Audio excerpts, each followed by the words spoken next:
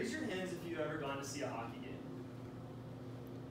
Okay, now raise your hands if you've gone to see a hockey game hoping to see a fight between two players. Fighting has been tied to hockey since its origin, and it's been an accepted part of the NHL for as long as it's been around. Recently, though, controversy has arisen regarding the potential ban of fighting in the league.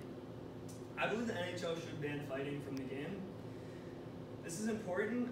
This is an important policy that must be discussed because it would change the way hockey's played, directly affecting me and you, the viewers. I'm an avid hockey fan and player. I've been playing hockey for more than 14 years, and I've been following the Pittsburgh Penguins since I can remember. The need to ban fighting from hockey is to keep players from experiencing life-threatening health effects. The rule change can be implemented by a board of directors, and the revision to the rulebook would change the way hockey is played.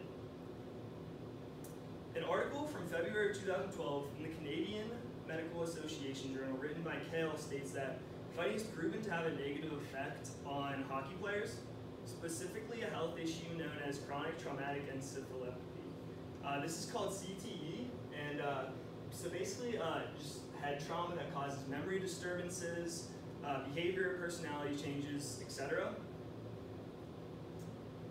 Researchers from the Center of Study of CTE at Boston University School of Medicine recently found CTE in 3 prominent hockey players on the screen. CTE is also found in players of other sports such as boxing and football. An article written by Arthur Kaplan, published in 2016, covers a story about Robert Frid. Robert Frid was a professional hockey player that was declared permanently disabled in his 30s. This is a more severe case, but it happened from him getting hit in the head too many times. Now, countless other retired hockey players suffered from this same thing. The NHL cannot allow its players to be put into this unnecessary risk. The International Ice Hockey Federation prohibits fighting. This is stated in an article by Medium in April 2016 by Krieger and Stein. The IIHF is the governing body who regulates the European hockey leagues as well as the Olympics. So I have a list of some European hockey leagues. This is everywhere from the Continental Hockey League in Russia to the Czech Republic League and Finnish League, Swedish. They're everywhere. So the NHL is one of the only leagues in the world that actually still allows fighting. By taking fighting out of the game, they would actually just be emulating the rest of the hockey world. The Olympic hockey uses IIHF rules, and arguably it's some of the best hockey in the world. It's appealing because of the high speed of the game. They have the best players in the world from every country playing. And players are focused on making smart plays that move the puck up the ice rather than fighting or stepping out of the way to make a big hit. I wanted to talk about my personal experience with hockey and fighting. So I played in the Pittsburgh Amateur Hockey League for my entire childhood, and youth hockey, amateurs in particular, don't allow you to fight. Now that is different in minor leagues. That would be after you graduate from amateur league. And in an article called "It's Time for NHL to End Fighting," Christopher Gasper writes, players in minors leagues are required to wear full face masks, and wearing full face masks actually kind of dissuades fighting. This is because it's just harder to get your helmet off if you're trying to go fight someone if you have a full face mask on. So players that go into the NHL from these minor leagues typically have never been in a fight before, and if they do get into a fight once they get into the NHL, then they're at a much higher risk for injury because they've never been in a fight before. So how does the NHL change the rule book? Well, there's a specific process stated in an article published by USA Hockey in June of 2019.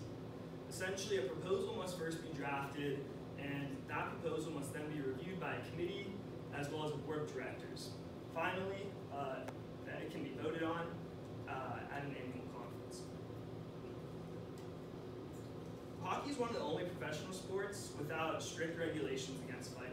So in hockey, if you do fight, you get a 5-minute major. And that would just be sitting in the penalty box for 5 minutes. Because fighting is between 2 players from opposing teams, that means that the penalty is actually just offset. So the game resumes 5-on-5 play. It's like the penalty didn't even happen almost.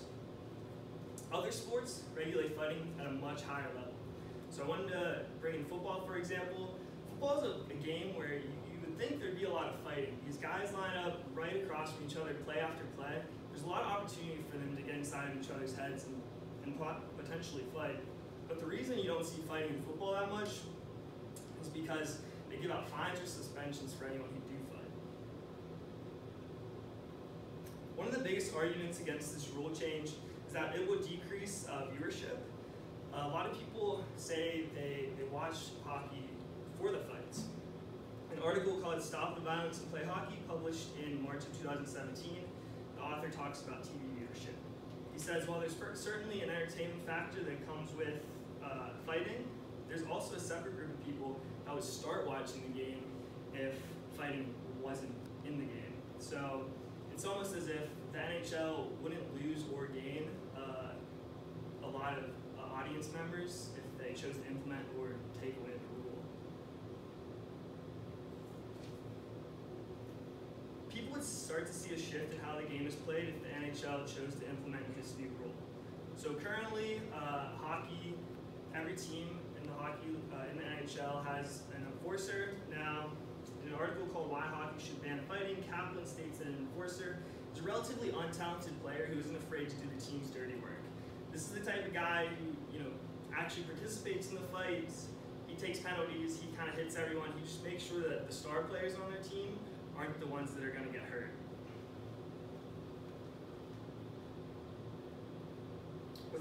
Without the ban of fighting, these unskilled players would not have a place in the NHL today, which means the draft picks would consist of more skilled players. Overall, this would give the game more finesse and flow as opposed to the brawn and brute of the game today. While physical contact is encouraged, fighting does not actually add value to the game. Instead, it actually interrupts the flow of the game, and the game right now is really just about, it should be about, speed, simplicity, and cooperation between the 5 guys on the ice. According to hockeyfights.com, the number of fights per game in the 2015-2016 season was only 0.28. Now that's actually down from years past, which shows a trend in leaning towards a game without fighting. The NHL is the last major sport to allow physical confrontation of this extent to be acceptable. There may have once been a time and place for hockey to be played like this, but in 2019, it's time to end that. While every other sport has strict rules against fighting, hockey is still years behind when it comes to player safety. For a lot of these guys that put their life's work into playing hockey, they're still going to be experiencing threatening health effects as long as fighting's in the game. The National Hockey League should ban fighting from the game. For those of you who raised your hands at the beginning of the presentation, I would ask you to reconsider your view on fighting in the NHL. Understand that with this rule change, hockey will be a safer, more enjoyable sport to watch. While we cannot vote on this rule change, we can still show our support through things like social media. If enough attention gets drawn to it, then there's a possibility that it would change sooner rather than later.